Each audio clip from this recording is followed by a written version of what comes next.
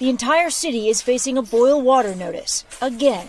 We're told, don't wash your hair with the water, don't brush your teeth with the water. Lakeisha Galilan worries about her 8-year-old. Is she going to walk over to a water fountain and drink from that water fountain? To be safe, signs are up at the middle school. They've been there a long time. You can't remember a time when the kids could use the water fountains in the school? I can't remember. I honestly can't remember. George Stewart has taught here for 6 years, a predominantly black, low-income school. On top of all the other challenges, water quality and water pressure are a constant battle. The problem here, like so many other places, is failing infrastructure. Water is life. We can't survive as a species. The ecosystem itself cannot survive without water. Water is like air. Gotta have it. So here we are in 2022, Jackson, Mississippi, the largest city in the state of Mississippi, has a water crisis. And in listening to the stories that are being told about this, it is very clear that this has been going on for a very,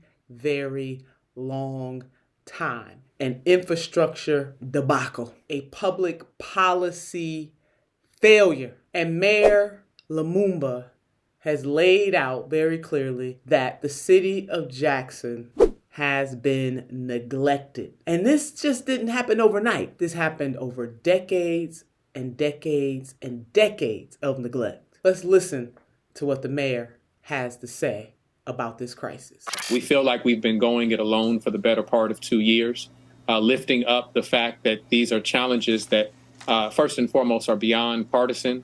These are human rights challenges.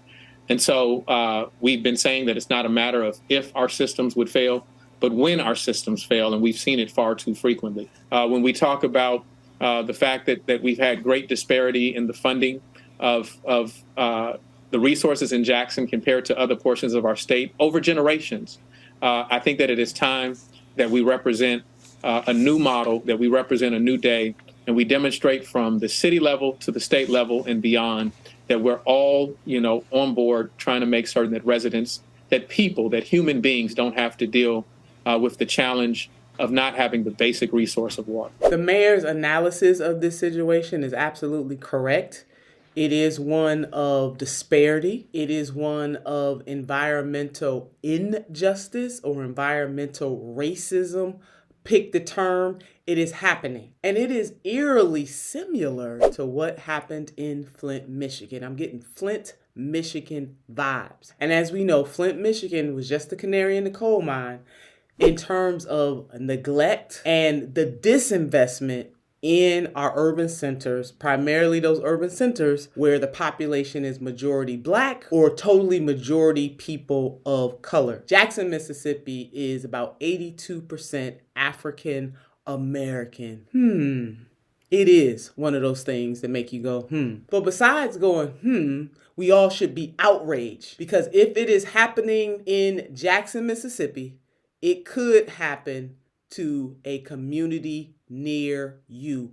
Water is life, and it is totally unacceptable in the United States of America. It should be unacceptable all over the world, but let's just focus on the United States of America right now. It should be totally unacceptable in the United States of America for anybody anywhere, whether they're urban, rural, or suburban, to not have clean water. So our hair should be on fire over what the residents of Jackson are enduring. Could be us. Could be any of us right now or any of us into the future. Chris Hayes called it an utter failure, and I agree with Chris Hayes. It is a total, utter failure on the part of state government and by extension, federal government. But let's watch the segment with Chris Hayes as he breaks down what is happening and also shows a little snippet of the Governor Reeves of that state, telling folks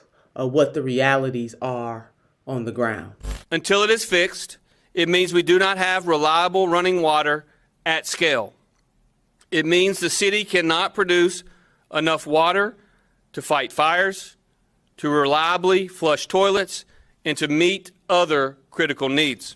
Jackson has also had to close its public schools, sending students back home for remote learning healthcare facilities without air conditioning in August in Mississippi after low water pressure caused the system to shut down. And at the Capitol building, lawmakers now have to use these porta potties, which is quite a reminder for the Republican state-controlled government of its utter failure to serve its constituents. Unfortunately, that governor is stating the obvious. Not enough water to put out fires. No water to drink. He was stating the obvious. And then the fact that he does not know when the city of Jackson will be restored. And I just did not feel a sense of urgency on his part, which gives me no confidence. You know, that man, I mean, he should have been enraged about the fact that this is happening to the residents of Jackson, Mississippi. Just not there. Where is the fierce urgency of right now because it is water? It just was not there. GOP, a GOP-led, controlled state. Once again, same similarity in Flint, the water. No water. Jackson, no water. I'm seeing a pattern here. So first of all, to Mayor Lumumba, thank you for your leadership and your entire team. I know that you know that there are millions of people right there rooting for the residents of Jackson. There are organizations that are, helping to send water in. If you can do anything, wherever you are in this country, if you can help our sisters and brothers and our family and friends in Jackson with water, please, please, please do just that.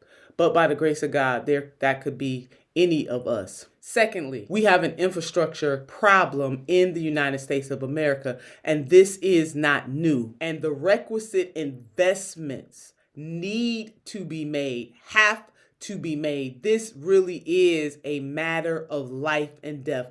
Now we see the children have to go back to remote learning. We know that the poverty rate is very high in Jackson.